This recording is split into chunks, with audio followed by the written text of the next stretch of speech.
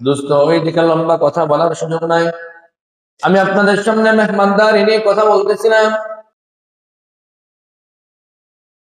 জান্নাতি জান্নাতি জান্নাতি এক নিয়ামতের ব্যাপার হলো মেহমানদারি। দোস্ত এর জন্য খুব ভালোভাবে গভীরভাবে বুঝতে হবে। মেহমানদারি দুনিয়ার তথাকথিত সাধারণ কোনো প্রচলন আর নিয়ম নীতি নয়।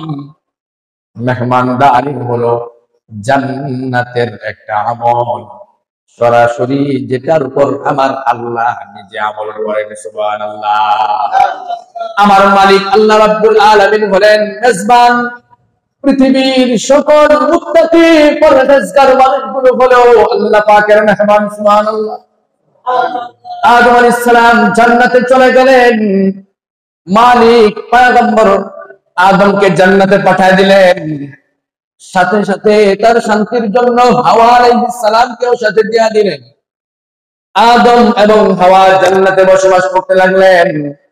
জান্নাতি নিয়ামত সমূহ আল্লাহর পক্ষ থেকে তাদের জন্য নিয়মিত ডিসিপ্লিন আকারে সামনে পরিবেশন করা হতে লাগলো।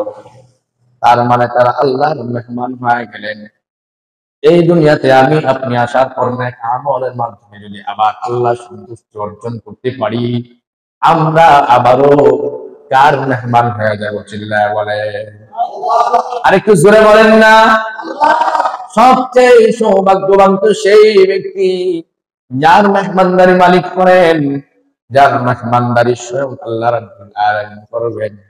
এজন্য মেহমান হওয়ার উপযুক্ততাও রাখতে হবে। যে কেউ কিন্তু যে কারো মেহমান হয় না। চেয়ারম্যান, মেম্বার এদের মেহমান সাধারণ মানুষ হলেও প্রাইম মিনিস্টারের মেহমান কিন্তু সাধারণ আম পাবলিক হয় না। রাষ্ট্রপতির মেহমান কিন্তু সাধারণ পাবলিক হতে পারে না। দোস্ত, রব্বুল আলামিনের মেহমানদারি এটাও সাধারণ কোনো বিষয় নয়।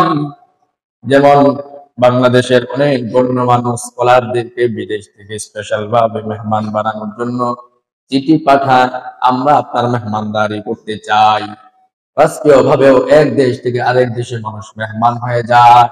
দোস্ত, বড় আনন্দের বিষয় হলো মেহমানদারি যিনি করবেন, মেজবান আর মেহমান তারা অনেক সময় একই কোয়ালিটির হওয়া লাগে। সুতরাং মালিক মেহমানদারি করবে, সাধারণ কোন আওয়াম পাবলিকের মেহমানদারি মালিক করবেন না। শুধুমাত্র কেবলমাত্র মালিকের সন্তুষ্টি যারা অর্জন করেছে, মালিক রব্বুল আলামিন তাদের মেহমানদারি করবেন। শুধু মেহমানদারি জান্নাতে গিয়েই করবেন এমন না। পয়গম্বর মুহাম্মদুর রাসূলুল্লাহ সাল্লাল্লাহু আলাইহি ওয়াসাল্লাম বলেন, শোনো শোনো, জান্নাতি ব্যক্তি তার মেহমানদারি দুনিয়া থেকে আরম্ভ হয়ে যায়। একটা লোক সারা জিন্দেগি কষ্ট করেছে, আল্লাহর হুকুমের পাবন্দি করেছে, 5 ওয়াক্ত নামাজ যথাসময়ে আদায় করেছে, আল্লাহর হুকুমের সাথে কখনো বিরুদ্ধাচরণ করে নাই, মালিক যেভাবে বলেছে সেইভাবে সে চলেছে। দুনিয়ার জীবনটা তার একটু কষ্টে কাটলেও আল্লাহর কসম পয়গম্বর মুহাম্মদুর রাসূলুল্লাহ সাল্লাল্লাহু আলাইহি ওয়াসাল্লাম বলেন, শোনো শোনো, রব্বুল আলামিন জান্নাতে নিয়মিত তার মেহমানদারির ব্যবস্থা করবে। জোরে বলেন না সুবহানাল্লাহ। আমরা 3 বেলা খাবার খাই, বেসিক নিয়ম, বেসিক সকাল, দুপুর এবং সন্ধ্যা। 3 বেলা আমরা মোটা খাবার খাই, বড় খাবার খাই। আর অনেক সময় একটু টিফিন খাই, টিফিন একটু স্বাভাবিক চা বিস্কিট কিংবা পান, এরকম মানে স্বাভাবিক কোনো কিছু বিস্কিট চা স্বাভাবিক একটু আমরা নাস্তা গ্রহণ করি। মোট 2 বেলা খাই, আর ছাড়াও আনুষঙ্গিক মাঝে মধ্যে এটা সেটা খাই।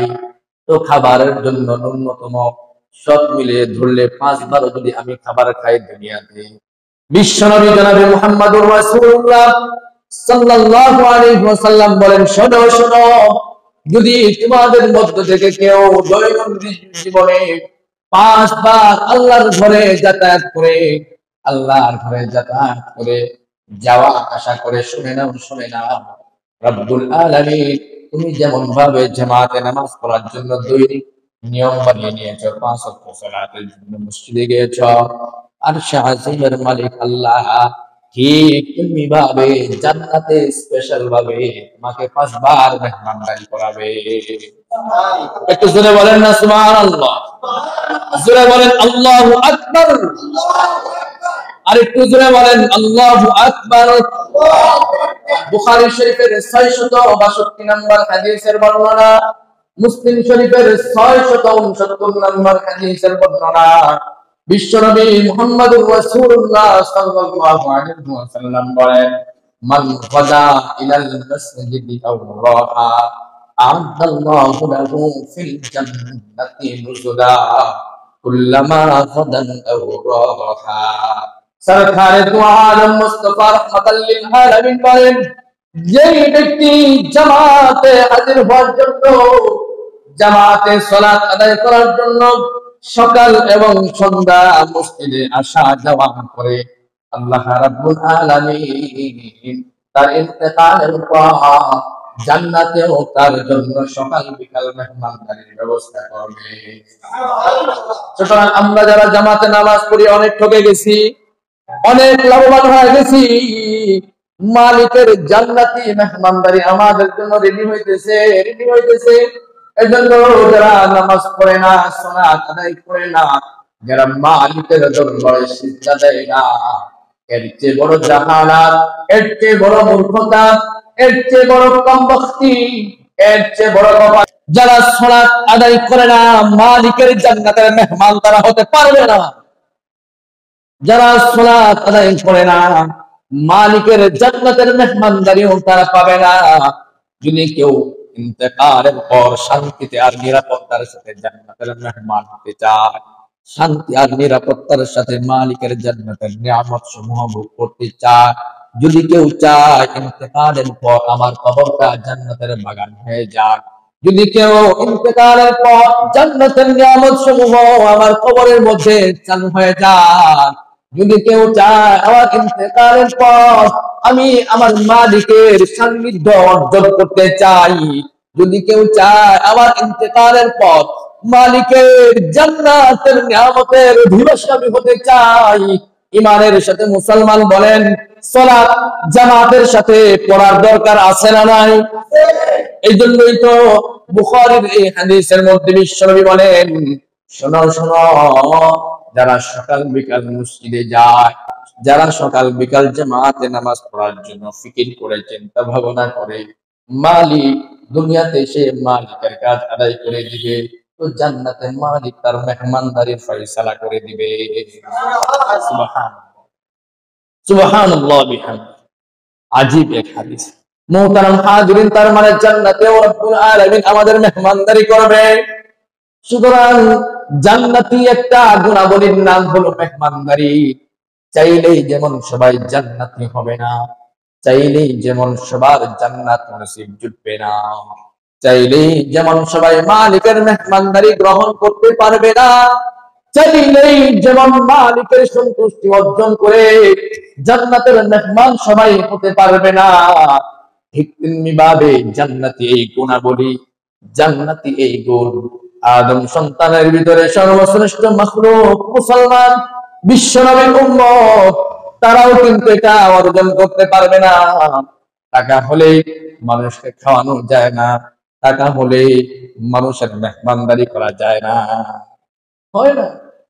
কৃপণতা মানুষকে এমন ভাবে আঁকড়ে ধরে, কৃপণতা তাকে এমন ভাবে আঁকড়ে ধরে, চাইলেই সে মেহমানদারি করতে পারে না। পয়গম্বর মুহাম্মদুর রাসূলুল্লাহ সাল্লাল্লাহু আলাইহি ওয়াসাল্লাম ছিলেন পৃথিবীর মধ্যে সবচেয়ে বড় মেহমান নওয়াজি। সরকারে দু আলমের কাছে যতটুকুন থাকতো তার চেয়ে বেশি মেহমানদারি করতেন। তিরমিজি শরীফের 3316 নম্বর হাদিসের বর্ণনা, قال رسول الله صلى الله عليه وسلم, আল্লাহর নবী মুহাম্মদুর রাসূলুল্লাহ সাল্লাল্লাহু আলাইহি ওয়াসাল্লাম বলেন, শোনো শোনো, এই হাতের চেয়ে এই হাত উত্তম। পয়গম্বর মুহাম্মদুর রাসূলুল্লাহ বলেন, যা আনি ওতি, দাও দাও আমাকে দাও, এটা প্রিয় না, এটা প্রিয় না, মালিকের কাছে এটা পছন্দ না, মালিকের কাছে পছন্দ হলো ওতি, আমি দিলাম, তুমি গ্রহণ করো। চিল্লায়া বলি সুবহানাল্লাহ। এজন্য আল্লাহ রাসূলের ব্যাপারে বলা আছে, কানান নবিয়্যু সাল্লাল্লাহু আলাইহি ওয়াসাল্লাম লা ইয়াখশাল ফাতা। পয়গম্বর এমন ভাবে মেহমান নওয়াজি করতেন, কখনো অভাব অনটনকে ভয় করতেন না। চিল্লায়া বলেন সুবহানাল্লাহ। মুসলমান, মুসলমান, খুব ভালোভাবে কথাগুলো বোঝার চেষ্টা করবে। জান্নাতি মানুষগুলো, জান্নাতি মানুষগুলো রব্বুল আলামিনের মেহমানদারি গ্রহণ করবেন। তো জান্নাতে একটা আমলের নাম হলো মেহমানদারি। জান্নাতে যাওয়ার আগে সেটা শুরু হয়। সূরাতুল ফুসসিলাত সূরা হামিম সিজদা 30 নম্বর আয়াত থেকে 36 নম্বর আয়াত পর্যন্ত রব্বুল আলামিন এই 6টা আয়াতের মধ্যে জান্নাতি মানুষগুলোকে কিভাবে মেহমানদারি করবেন এই মর্মে উল্লেখ করেছেন। চিল্লায়া বলি সুবহানাল্লাহ। তার মানে মেহমানদারি করা এটা আল্লাহ পাকের এক বড় গুণ। মেহমানদারি করা এটা আল্লাহ পাকের এক বড় গুণ। জান্নাতি মানুষগুলো যারা এত কষ্ট করেছে, যার বেচা কিনা, লেনদেন, ক্রয় বিক্রয়, দুনিয়ার মহাব্বত, ভালোবাসা আল্লাহর হুকুম থেকে তাকে ফিরাতে পারে নাই, মালিক রব্বুল আলামিন তাকে যে মেহমানদারি করাবেন জান্নাতে যাওয়ার পরে না, জান্নাতে যাওয়ার আগে। সুবহানাল্লাহ, জোরে বলেন। জান্নাতে এখনো আমি আপনি যাই নাই। জান্নাতে যাওয়ার আগে ইন্তেকালের পূর্ব মুহূর্তে ওই জান্নাতের নিয়ামতের সুসংবাদ আমাকে দেওয়া হবে। সুবহানাল্লাহ। উত্তম মেহমানদারি করবেন আল্লাহ রাব্বুল আলামিন। যেমনি ভাবে পয়গম্বর আদম আলাইহিস সালাতু ওয়াস সালামকে জান্নাতি মেহমানদারি করিয়েছিলেন, জান্নাতে ঢুকিয়েছিলেন আল্লাহ পাকের পৃথিবীতে খলিফা পাঠানোর যে উদ্দেশ্য সেটা বাস্তবায়ন করার জন্য পৃথিবীতে আদম আলাইহিস সালাতু ওয়াস সালামকে পৃথিবীতে পাঠালেন। মূলত আমাদের সৃষ্টি ছিল পৃথিবীতে পাঠানোর জন্য, জান্নাতে রেখে দেওয়ার জন্য না। এই জন্য রব্বুল আলামিন আদমকে স্পষ্ট ভাষায় জানায় দিলেন, শোনো, তোমার মূল ঠিকানা, মূল জায়গা হচ্ছে জান্নাতের মালাকানা। সুবহানাল্লাহ। দুনিয়া তোমার আসল না। তোমাকে বানানোর পর সর্বপ্রথম পাঠানো হয়েছে জান্নাতে। এই পৃথিবীতে আমি আপনি আসার পূর্বে আব্বার যাওয়া মানে তো আমাদের যাওয়া। আমাদের আব্বা জান আদম আলাইহিস সালাতু ওয়াস সালাম এক আওয়াজে বলবেন, কোথায় ছিলেন? একটু জোরে বলেন। এই যুবক বাবারা একটু জোরে বলো না, কোথায় ছিলেন? জান্নাতে ছিলেন। জান্নাত থেকে সরাসরি আমাদেরকে পাঠানো হলো দুনিয়ায়। স্পষ্ট মেসেজ কানে কানে আল্লাহ রাব্বুল আলামিন আগেই জানিয়ে দিলেন, শোনো, দুনিয়া তোমার স্থায়ী ঠিকানা না। এক নাম্বার, যাচ্ছ দুনিয়ায় ভালো কথা, কিন্তু দুনিয়াটা তোমার স্থায়ী ঠিকানা না। তোমার স্থায়ী ঠিকানা হচ্ছে জান্নাত। তুমি সেখানে যাচ্ছ ঘুরে ফিরে, আবার তুমি জান্নাত। তুমি সেখান থেকে ফিরে সরাসরি আবার জান্নাতে আসবে। সাবধান, দুনিয়াতে যাওয়ার পর আঁকা বাঁকা একেবারে কঙ্কটাকীর্ণ পিচ্ছিল পথ আছে। সেই পথগুলো তোমাকে অত্যন্ত বিচক্ষণতার সাথে ভেদ করে যেই জান্নাত থেকে তুমি দুনিয়া যাচ্ছ, মনে রেখো এই জান্নাতেই তোমার ফেরত আসাটা উচিত। আরেকটু ছোট্ট উদাহরণ দিলে আপনারা বুঝবেন। বাংলাদেশ থেকে যে সমস্ত ভাইরা প্রবাসে যায়, বাংলাদেশ থেকে কোনো একজন ভাই সৌদি আরব গেলেন, আচ্ছা আপনারা বলেন তো, সেখানে প্রবাসী হিসাবে সে যাচ্ছে, সে কি স্থায়ী ভাবে সেখানে যাচ্ছে? সেখানে সে স্থায়ী না। সেখানে যাচ্ছে ব্যবসা বাণিজ্য করছে কিংবা কাজকর্ম করছে, সে যাই করুক, তার হায়াতের জীবনের একটা সময় কিংবা সায়ান্নাহায় পৌঁছে হলেও, জীবনের শেষ মুহূর্তে হলেও তাকে এই বাংলাদেশে ফেরত আসতে হয় কি হয় না? অনেকে আছে, ঠিক আছে, বাহিরে যাওয়ার পর সেখানকার আবহাওয়া, ওয়েদার তার এত ভালো লাগে এবং সেখানকার মানুষের সাথে তার এমন এক আজীব সম্পর্ক তৈরি হয়, মাতৃভূমির টান আর ভালোবাসা সে ভুলে যে সেখানকার স্থায়ী নাগরিকত্ব গ্রহণ করে, যে কারণে সে আর এখানে ফেরত আসতে চায় না কিংবা ফেরত আসে না। মুহতারাম হাজিরিন, দুনিয়াতে আল্লাহ রাব্বুল আলামিন আমাদেরকে পাঠিয়েছেন প্রবাসী হিসাবে। এখানে আমি আপনি এসেছি, মূল ঠিকানা কিন্তু জান্নাত, কিন্তু দুনিয়ার মজা আর ভালোবাসা পাওয়ার পর ওই প্রবাসীটা যেমন বাংলাদেশিদের জন্য কলঙ্ক, গাদ্দার, দেশের মাটির সাথে বেইমানি করার কারণে বিদেশকে সে আপন ঠিকানা বানিয়ে নিয়েছে, ও যেমন গাদ্দার, ও যেমন বাটপারি করেছে, ঠিক তেমনি ভাবে মুসলমান জান্নাতি মানুষগুলো জান্নাত থেকে দুনিয়াতে আসার পর দুনিয়ার চাকচিক্যে আর ভালোবাসার সে বিমোহিত হয়ে দুনিয়ার তথাকথিত লোভী মানুষগুলোর সাথে তার গভীর সম্পর্ক হওয়ার কারণে দুনিয়ার সাথে তার এত পরিমাণ গভীর সম্পর্ক হয়, সে আখিরাতকে ভুলে যায়, দুনিয়াকেই আপন বানায়া জান্নাতি না হয়ে সে জাহান্নামী হয়। ঠিক কিনা জোরে বলে?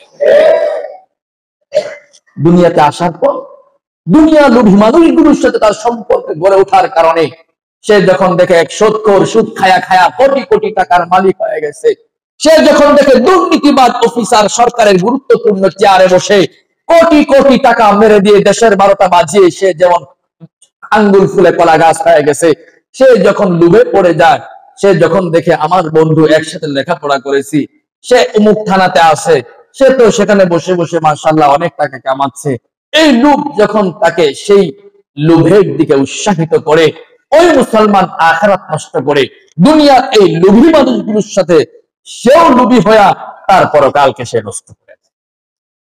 দোস্ত, উচিত তো ছিল জান্নাত থেকে এসেছি তো আবার জান্নাতেই যাব, দুনিয়াতে এসেছি ঠিক, কিন্তু দুনিয়াতে কতদিন থাকবো এটা আমার জানা নাই, দুনিয়ার মুখ বিলাস সম্পর্কে আমার ধারণা নাই, দুনিয়া সম্পর্কে তো আমার এটা বোঝা উচিত ছিল যে কোনো মুহূর্তে আমি এই দুনিয়া থেকে চলে যেতে পারি।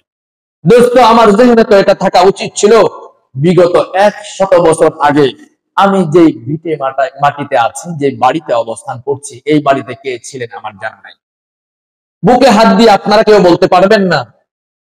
আমি চ্যালেঞ্জ করে বলতে পারি আজকে থেকে 100 বছর আগে আপনি যে ভিটায় বর্তমান অবস্থান করছেন, যে বাসায় আপনি থাকছেন, যে বাড়িতে আপনি থাকছেন, গত 100 বছর আগে এই বাড়িতে কে ছিল আপনি বলতে পারবেন? একটু জোরে বলেন। যে বাসায়, যে বাড়িতে, যে স্থানে আপনি বর্তমানে বসবাস করছেন, আগামী 100 বছর পর এই বাসায়, এই জায়গায়, এই জমিতে, এই সম্পদে কে থাকবে? কেউ কি বলতে পারবেন? কিসের ভালোবাসা, কিসের মুখ, কিসের ভালোবাসা আমাকে আপনি বলেন। এই জন্যই তো মালিক আমাদেরকে জানিয়ে দিয়েছেন, শোনো, ইয়াউমা লা ইয়ানফাউ মালু ওয়ালা বানুন, ইয়াউমা লা ইয়ানফাউ মালু ওয়ালা বানুন, তোমার সম্পদ, তোমার সন্তান তোমার কোনো উপকারে আসবে না। স্পষ্ট মেসেজ মালিক দুনিয়াতে পাঠানোর আগে আমাদেরকে জানিয়ে দিলেন, শোনো, জান্নাতের মেহমানদারি অপেক্ষা করতেছে তোমাদের জন্য। আর শুনে রাখো, যাদের ভালোবাসায় পড়ে ওই জান্নাতকে তোমরা একটা সময় ভুলে যাবে, 1 নাম্বার হচ্ছে সম্পদ, 2 নাম্বার হচ্ছে সন্তান। শোনো শোনো, ইয়াউমা লা ইয়ানফাউ মালু ওয়ালা বানুন, সন্তান, সম্পদ একটাও তোমার উপকারে আসবে না। স্বার্থের কারণে দুনিয়াতেই তো দেখতে পাই মা তার সন্তানকে জবেহ করে আরেক লোকের সাথে পালায়, স্বার্থের জন্যই তো বাবা তার সন্তানকে মেরে ফেলে, স্বার্থের জন্যই তো বোনদেরকে ঠকায়া ভাইরা তাদের নামে জমিজমা লিখে নেয়, স্বার্থের জন্যই তো। কিন্তু সেটা কখনো ভাবে নাই বিগত 100 বছর আগে এই ভিটায় কে ছিল, আবার আগামী 100 বছর পর এই যে রেখে যাব ভিটে সম্পদ, এখানে কে থাকবে? মুহতারাম হাজিরিন, মালিক জান্নাতি মানুষগুলোকে দুনিয়াতে পাঠানোর পর এই মেসেজগুলো দিলেন যাতে করে জান্নাতকে আমি আপনি ভুলে না যাই, আসল নিবাস ভুলে না যাই। প্রবাসী তো সে যতদিনই প্রবাসে থাকে, সে 20 বছর, 30 বছর, 40 বছর যদি প্রবাসে থাকে, এবং বাংলাদেশি পাসপোর্ট যদি তার অরিজিনাল হয়, সে যদি প্রবাসের মাটিতে মারাও যায়, একটা সময় তার লাশ দেশে পাঠানো হয় কি হয় না? হয়। কি আফসোস, মুসলমান অনেক কিছু বোঝা যায় এখান থেকে। ওই লোকটা প্রবাসী হয়ে গেছে, বাংলাদেশে ফেরত আসার ইচ্ছে থাকুক কিংবা না থাকুক, কিন্তু সে তো গিয়েছে বাংলাদেশ থেকে। সে যদি বিদেশের মাটিতে মারাও যায়, তার লাশটাও কিন্তু বিদেশের মাটি গ্রহণ করে না, তাকে কিন্তু তার ইচ্ছাই হোক অনিচ্ছাই হোক তার সেই মাতৃভূমিতে, তার সেই এলাকায় পাঠিয়ে দেওয়া হয়। সম্মানিত হাজিরিন, রব্বুল আলামিন পৃথিবীতে আমাদেরকে পাঠিয়েছেন দুনিয়ার ভালোবাসায় আর মজায় পড়ে যতই পাগল পাড়া হয়ে যায় এখানে থাকার কোনো সুযোগ নাই। এই পৃথিবীর ইতিহাস তো এটাই বলে, ভালো মানুষগুলো থাকতে পারে নাই, মন্দ মানুষগুলো থাকতে পারে নাই। 200 বছর আগের কোন মানুষ পৃথিবীতে এখনো বেঁচে আছে কেউ দেখাইতে পারবেন না। 200 বছর বয়স হয়ে গেছে এখনো জীবিত আছে এমন কোন মানুষ আপনি দেখাতে পারেন না, রূপটা ভালো হোক কিংবা মন্দ। আরে যেই সরকারে দো আলমের জন্য পৃথিবী সাজানো হলো তিনিই তো থাকতে পারলেন না, রহমাতাল লিল আলামিন তিনিই তো থাকতে পারলেন না, তিনিই তো চলে গেলেন। পৃথিবীতে কত রাজা বাদশাহ আসলো আর গেল, কত ধনী মানুষগুলো আসলো আর গেল, তারা তো কেউ থাকতে পারলো না। আপনি কিভাবে ভাবেন আপনি এখানে এইভাবে থাকবেন? কোন চিন্তা আপনি ভেমর আছেন? কিভাবে ভাবেন আপনি? তাহলে তো আমাদের সেটাই করণীয়, সেটাই করা উচিত যেটা আমার আল্লাহ খুশি হন, যেটা মালিক করতে বলেছে। এই জন্য সম্মানিত হাজিরিন, দুনিয়ার এই চাকচিক্যপূর্ণ এই দুনিয়ার সাথে যদি কেউ ভালোবাসা না রেখে মালিকের সাথে গভীর সম্পর্ক তৈরি করে, তাহলে তার সম্পর্কটা এত বেশি মালিকের সাথে বেড়ে যায়, ইন্তেকালের আগে মালিক তার মেহমানকে গ্রহণ করার জন্য আসমানি ফেরেশতা পাঠায় দেয়। সুবহানাল্লাহ। এই জন্য আমাদের বড়রা বলেন, শোনো, দুনিয়াটা ব্যবহার করবা বাথরুমের মতো, টয়লেটের মতো। টয়লেটে যখন আমি যাই, আমি অনেক লম্বা সময় থাকার চিন্তা ভাবনা করি না, প্রয়োজন, জরুরত। আমাদের বড়রা বলেন দুনিয়াটা ব্যবহার হবে জরুরতের জায়গা হিসাবে। স্ত্রী আসবে জরুরত হিসাবে, সম্পদ আসবে জরুরত হিসাবে, সন্তান আসবে জরুরত মানে প্রয়োজন হিসাবে আসবে। প্রয়োজন, মাকসাদ না, উদ্দেশ্য না। উদ্দেশ্য না মানে এটাই এটাই উদ্দেশ্য না, পেট পালা উদ্দেশ্য না, জরুরত, প্রয়োজন। আপনি চাকরি কেন করেন? প্রয়োজনে। ব্যবসা কেন করেন? প্রয়োজনে। মাগার উদ্দেশ্য না, উদ্দেশ্য। পৃথিবীতে পাঠানোর উদ্দেশ্য আপনার এটা না। রব্বুল আলামিন কোরআনুল হাকীমের মধ্যে বলেন, তোমাকে আমি বানিয়েছি একমাত্র মা খালাকুল জিন্না ওয়াল ইনসা ইল্লা লিয়াবুদুন আও লিয়ারিফুন। মালিক বলেন, আমি আমার ইবাদত করার জন্যই তোমাকে পাঠিয়েছি, আমি রবকে চেনার জন্যই পাঠিয়েছি। তুমি জান্নাতি মানুষ, দুনিয়ার কার্যক্রম সবকিছু শেষ করে কঙ্কটাকীর্ণ ওই পিচ্ছিল পথকে অতিক্রম করে সুদ, ঘুষ, হারাম, ব্যভিচার, জুলুম আর দুনিয়ার সকল মুহাব্বত আর ভালোবাসাকে ত্যাগ করে তুমি যেন আবার জান্নাতি মেহমান হও। তার মানে সব কিছুতে আমাদেরকে মালিক ছেড়ে দিলেন। ছোটবেলায় আমার খুব মনে আছে, আমি যখন একেবারে ছোট, তো আমাকে আমার বড় ভাইজান এক পুকুরের ঘাটলায় নিয়ে গেলেন। ভাইয়া বলছে, এই সাঁতার পারো? আমি বলছি না, সাঁতার পারি। 6-7 বছর বয়স। ভাইজান আমাকে নিয়ে, আমি ঘাটলায় বসা, ভাইয়া তার বুক পরিমাণ পানিতে পুকুরে। তো ভাই বলতেছে আসো। আমি বললাম পানি আসবো কিভাবে? কারা আসো? 2 হাত ব্যবধান মাঝখানে। বলতেছে আসো। আমি বলছি পানি তো, আমি কিভাবে আসবো? আর আসো। আসি না। ভাই বলছে হাত দাও। হাত দিতে ঠাস করে আমার কান্দে ফালাই দিছে পানিতে, পানিতে ফেলে দিছে আমাকে। তো ভাইয়া তো আমাকে পানিতে ফেলে দিছে। পানিতে ছোট বাচ্চাও যদি পড়ে হাত পা নাড়া দেয় না? হাত পা নাড়া দেয়। আমি তো মানে কি করতেছি না করতেছি কোনো মানে আমার নিজের পর নিজের কোনো ইয়া নেই, মানে হাত পা ইচ্ছা মতো নাড়াইতেছি। হঠাৎ দেখলাম ভাই আমার পেটের দিক থেকে, সিনা আর পেটের দিক থেকে এইভাবে এক হাত দিস, এক হাত দিয়ে আমাকে এভাবে ধরছে। এরপর বলছে হাত নাড়া দাও, পা বাড়ি দাও। তা আমি হাত খুব ইয়া করতেছি, আমার তো ভয় লাগতেছে। হাত খুব নাড়াইতেছি, পা খুব মানে বাড়ি দিতেছি পানিতে, সাঁতার এইভাবে হইতেছে। কতক্ষণ পর আবার ছেড়ে দিছে। বিরক্ত লাগতেছে, খারাপও লাগতেছে, আবার ধরছে। এরকম করে করে আবার উপরে উঠে বলছে এটা তোমার প্রথম দিন। এরপর আবার আস্তে আস্তে এভাবে একটা সময়, এটা হচ্ছে সাঁতারের একটা প্র্যাকটিস। ভয়ের সম্ভাবনা নাই, ডুবে যাওয়ার সম্ভাবনা নাই, কারণ ভাইয়া আছেন। দুনিয়াতে রব্বুল আলামিন আমাদেরকে এরকম পিচ্ছিল একটা ভয়াবহ অবস্থায় ছেড়ে দিয়েছেন, কিন্তু সেখানে ডুবে যাওয়ার, মরে যাওয়ার কিংবা দুনিয়ার ডুবে পড়ে যাওয়ার সম্ভাবনা নাই। মালিক একজন আছেন, যখন দেখবে আমার বান্দা বিপদে পড়েছে, টান দিয়ে আসমানের মালিক উঠাবে, কারণ তাকে বানিয়েছি তোর জান্নাতে দেওয়ার জন্য। সুবহানাল্লাহ। ভয়ের কিছু নাই। জিনা করেছেন, অসুবিধা নাই। চুরি করেছেন, অসুবিধা নাই। মানুষের টা মেরে খেয়েছেন, দিনের বুঝ এখনো যদি আপনার না আসে, কবে আসবে? মালিককে ডাকেন, মালিককে ডাকেন, মালিককে হিদায়াতের জন্য বলেন, মালিক এসেছিলাম জান্নাত থেকে, আবার জান্নাতে যেতে চাই, কেন যাব না? আমাকে আপনি আপনার হিদায়াতের রশি দিয়ে আঁকড়ে ধরেন। আল্লাহুম্মা আমিন বলেন। আমাদের একজন অভিভাবক আছেন, তিনি কে? ভাইয়া জোরে বলেন না, তিনি কে? বাইরে যারা বলেন না, হা করে তাকায় আছেন, জোরে বলেন আমাদের অভিভাবক তিনি কে? হয় না, এই আওয়াজ হয় না, জোরে বলেন কে? ওকে।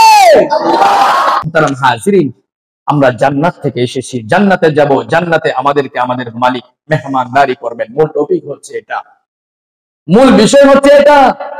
দুনিয়াতে এসেছি তো বড়রা বলেছেন এটা টয়লেটের মতো ব্যবহার করবা। রাসূল করিম সাল্লাল্লাহু আলাইহি ওয়াসাল্লাম বুখারী শরীফের 2913 নম্বর হাদিসের মধ্যে খুব সুন্দর ভাবে বলেছেন। রাসূল বলেছেন, শোনো, আদ-দুনিয়া সিজনুল মুমিন ওয়া জান্নাতুল কাফির।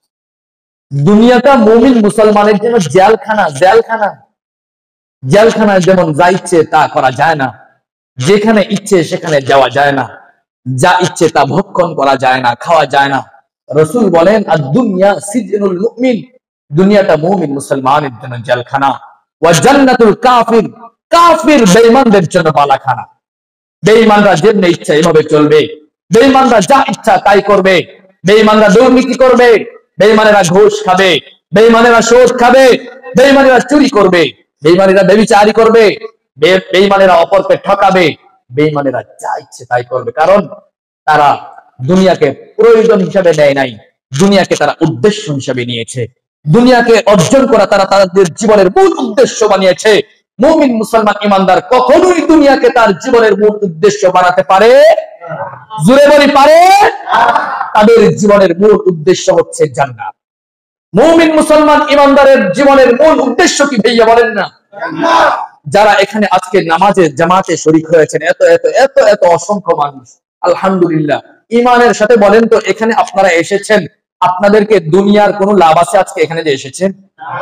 সবাই কোন উদ্দেশ্যে এসেছেন? মালিক যেন খুশি হয়, মালিক যেন আমার জন্য ফয়সালা জান্নাত করেন, ঠিক কিনা জোরে বলেন। তাহলে আমার জীবনের মূল উদ্দেশ্য হচ্ছে জান্নাত অর্জন করা। দুনিয়াতে এসেছি তো জান্নাত যেন আমার সামনে থাকে। আমি কিভাবে জান্নাত অর্জন করব? কোরআনুল হাকিম আল্লাহ বলেছেন, ওয়া'বুদ রাব্বাকা হাত্তা ইয়াতিয়াকাল ইয়াকিন। জীবনের শেষ দিন পর্যন্ত, আজরাইল তোমার সামনে আসার আগ পর্যন্ত তুমি শুধুই একমাত্র তোমার মালিকের ইবাদত করবা। অনেকে নামাজকে মাইনাস করার জন্য কত যুক্তি তর্ক দেয়। আচ্ছা আপনি গিয়া, আচ্ছা মনে করলাম সেকেন্ডের জন্য ধরে নিলাম নামাজ নাই, এত হাদিস এত আয়াত সব মিথ্যা, নাউজুবিল্লাহ ধরে নিলাম। কিন্তু বাবা, আপনি যদি মরার পর গিয়া দেখেন নামাজ ছাড়া কোনো গতি নাই, পিঠের চামড়া থাকবে কি জানতে চাই? জোরে বলেন। মরার পরে গিয়ে যদি দেখেন যে না, এক নম্বর রাসূল যে কইছিল, আউয়ালু মা ইউহাসাবু বিহিল আবদু ইয়াউমাল কিয়ামাতিস সালাহ। শোনো শোনো, ইন্তেকালের পর ময়দানে মাহশরে সর্বপ্রথম তোমার কাছ থেকে নামাজের হিসাব নেওয়া হবে। আপনি চান্দু মিয়া, ফকির মিয়া, দরবেশ বাবা যদি গিয়া দেখেন প্রথমেই মামলা হয়ে রয়েছে নামাজের, জবাব কি দিবেন? জবাবটা কি দিবেন? কত যুক্তি দেয়া যায়, এই কি বলবো, এদেরকে বলার ভাষা আমার জানা নাই। কত যুক্তি, কত উল্টা পাল্টা কথা বলে যে তারা নামাজকে স্বীকার করতে চায়।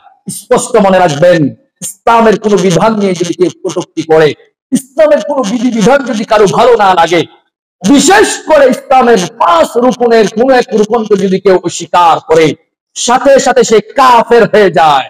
বলেন তো, যদি কেউ নামাজকে অস্বীকার করে সে মুসলমান নাকি কাফের? জোরে বলেন। যাকাত দেওয়াকে কেউ যদি অস্বীকার করে, অনর্থক একটা সিস্টেম, সে মুসলমান নাকি কাফের? হজের মতো গুরুত্বপূর্ণ বিধানকে নিয়ে কেউ যদি বলে শুধু শুধু টাকা খরচ করা, এত দূরে যাওয়ার কি দরকার, সে মুসলমান নাকি কাফের? তাহলে ইসলামের গুরুত্বপূর্ণ বিধান নিয়ে যদি কেউ কটূক্তি করে আপনার সামনে, আপনি চলে আসবেন, এর সাথে কথা বলাইবেন না, জীবনে নামাজ পড়বে না। এর ভিতরে খাতামাল্লাহু আলা কুলুবিহিম, রব্বুল আলামিন মোহর মেরে দিয়েছেন। আল্লাহ পাক শুধুই তো জান্নাত বানাননি, মালিক তো পরকালে আবার জাহান্নামও বানিয়েছেন। মালিকের দয়া বেশি, এই জন্য জান্নাত বানিয়েছেন কয়টি? 8টি। বলেন বলেন কয়টি? বেসিক বেসিক ইসলামের এগুলো একবারে ছোট ছোট বিষয়। বলেন না, জান্নাত কয়টা? জাহান্নাম কয়টা? 7টা।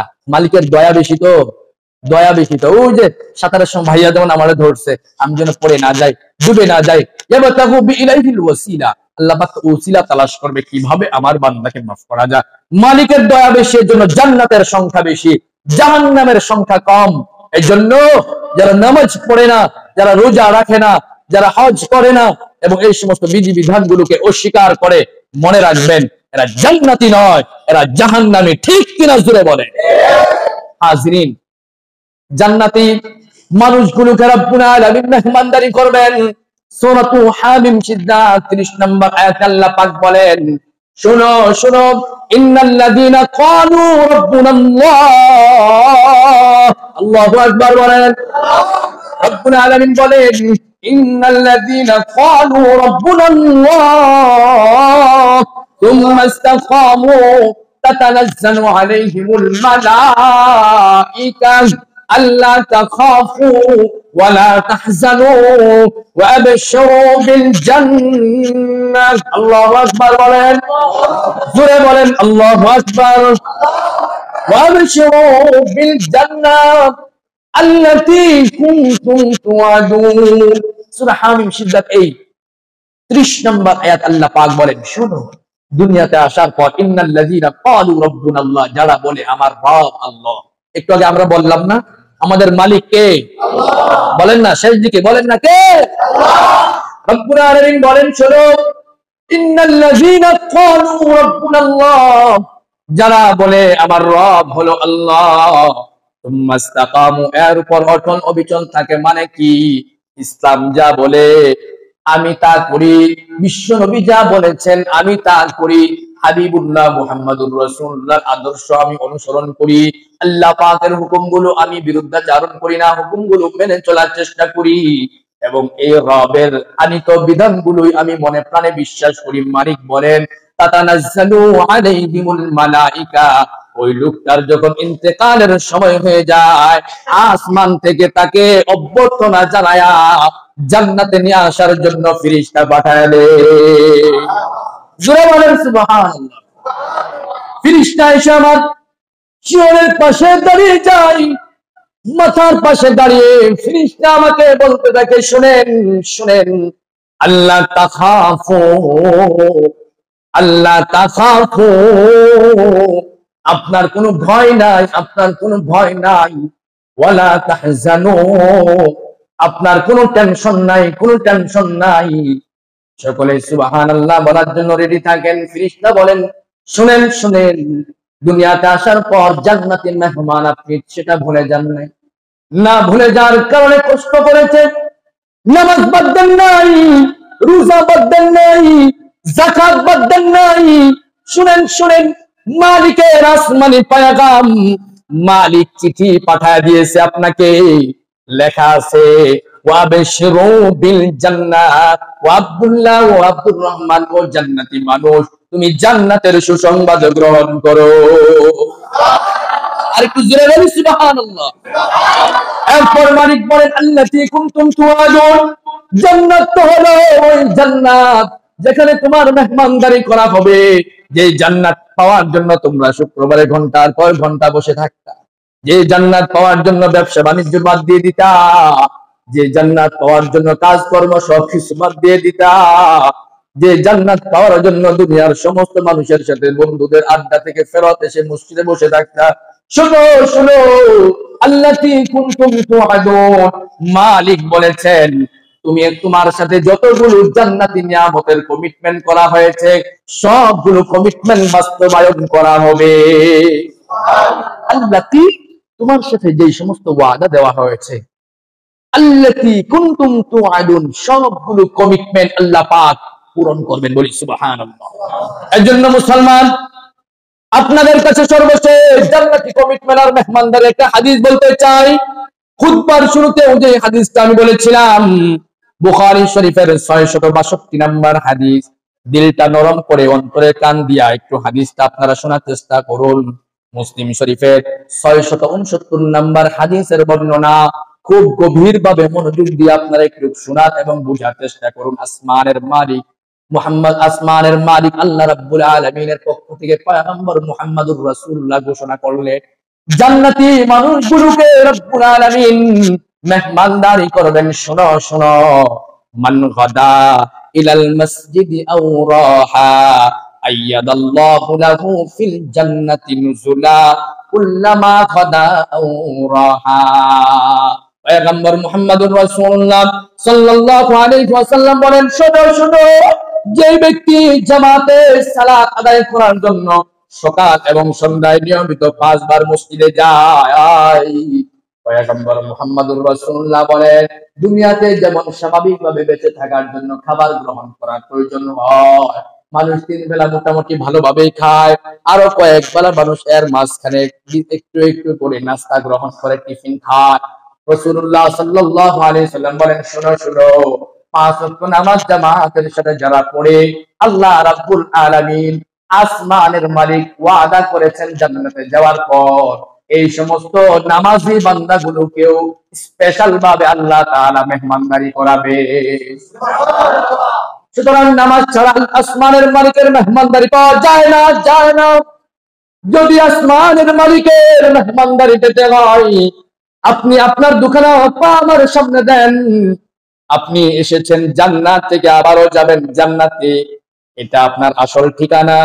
দুনিয়া প্রয়োজন, উদ্দেশ্য না, উদ্দেশ্য না। ও যুবক সন্তান, নওজোয়ান, শোনো শোনো, রাসূলুল্লাহ সাল্লাল্লাহু আলাইহি ওয়াসাল্লাম বলেছেন, ইয়াউমা লা যিল্লা ইল্লা যিল্লুহু, আরশের ছায়া ছাড়া যেদিন কোনো ছায়া থাকবে না। ওয়া শাবুন নাশা বিইবাদাতিল্লাহ, যে নওজোয়ান যুবক আল্লাহ পাকের ভালোবাসায় ইবাদতে তার সময়টা কাটাবে। মুরব্বি আমার বাবারা, আপনাদের পায়ে ধরে বলি, রাসূল বলেন, ওয়া মুআল্লাকুম বিল মাসাজিদ, জীবনের সায়ান্নায় পৌঁছে গিয়েও যারা মহব্বত রাখে মসজিদের দিকে, তাদেরকে রব্বুল আলামিন আরশে ছায়া দান করবেন। চিল্লায় বলি সুবহানাল্লাহ। রব্বুল আলামিন কথাগুলো আমাদেরকে বুঝবার, আমল করবার তৌফিক দান করুন, আমিন।